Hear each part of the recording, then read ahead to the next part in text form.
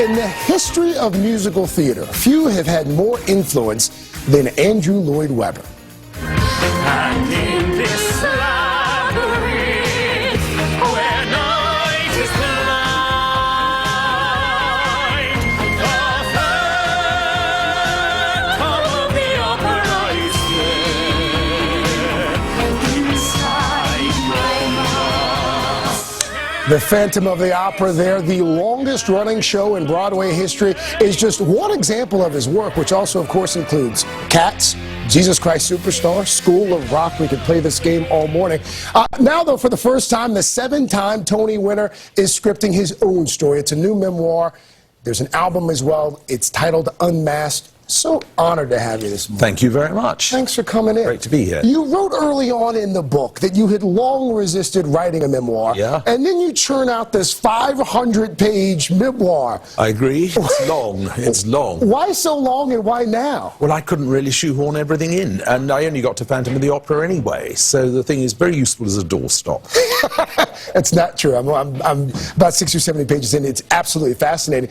You write, of course, about a lot of the triumphs, and you take us behind the scenes of a lot of your masterpieces. But there are also some tough parts of the book as well. What was the toughest part to write about? Well, I guess the most difficult thing to write about is some of one's personal things. I write a little bit about the breakup of my first marriage, and luckily I'm great friends with my first wife. But it was one of those things, you know, at the time I met Sarah Brightman and Phantom of the Opera happened, and, you know, it was an interesting time for me. But I try and be as frank about it as I can, but frankly, also, I want to be funny. I mean, I just hope it's slightly amusing. Oh, it's very amusing. I hope so. How long did it take you to churn it out? Well, I kind of been doing it for a long time and then stopping it and then saying, no, I won't do it, and then I can't bother to write it, and then thinking, well, yes, I will go on with it.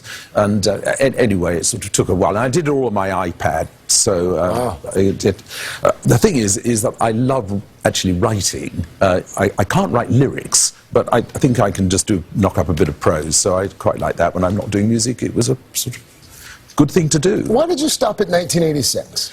Well, because the book was extremely long by that time. And secondly, up to that time, my career was pretty charmed. After that, you know, a few bumps and things, and it's when you have a few bumps, you discover a few things along the way about other people that I don't think I want to write.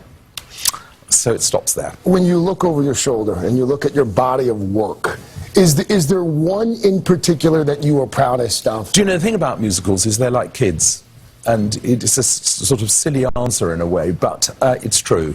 I can't single out one and say that I think it's better than the other, because sometimes in the shows that have been less successful, there's music that I think is my best. And so it's difficult. Right now on Broadway, of course, Hamilton enjoying a tremendous run. My wife and I saw Springsteen's show last week, also fantastic. A lot of folks seem to be talking about musicals now. Well, Broadway's in a really good patch again at the moment. Why do you think that is? Well, I think it's that, in the end, musicals are in the American DNA. I think that they're absolutely part of the American culture. And I think what's really thrilling about Broadway at the moment is that the 4 biggest hits on Broadway are all about subjects that, on paper, any sane producer would have said, that's a terrible idea. And if you think about it, I mean, Hamilton, not immediately an obvious idea. Certainly Evan Hansen, not. But when you come to the band's visit, about an Egyptian band getting lost in Tel Aviv, I mean, or a military band at that, I mean, that's a subject you could say, it's crazy. It's wonderful. We also have a wonderful announcement for you this morning. You've got a big birthday coming up. I have. 70, I hear. I'm trying to hide it. No, we're not going to hide. In fact, we're going to do the exact opposite. We are pleased to announce for the first time this morning on the broadcast, March 28th, we are going to be celebrating Andrew Lloyd Webber's 70th birthday. It's called Andrew Lloyd Webber Tribute to a Superstar. We're going to get some help from John Legend. We're going to get some help from the aforementioned Lin-Manuel Miranda as well. What do you think about that?